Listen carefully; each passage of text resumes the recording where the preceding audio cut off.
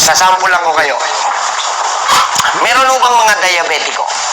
Taas kamay. Sige po, huwag kayong mahiya. Kaya ako nandito para makatulong. 1, 2, 3. May nag-i-insulin po ba? Hindi naman po. Hindi pa. Nag-i-insulin kayo, tay. Ilang units po? 30 sa umaga?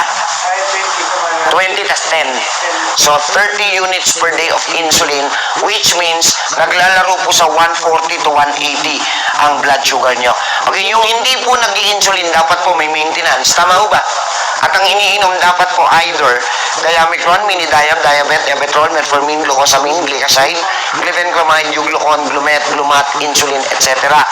Pero ang tunay na tanong ngayong hapon, makinig ha, ito na.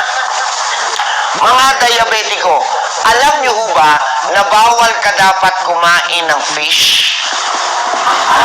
Hindi pa ko tapos, sandali lang.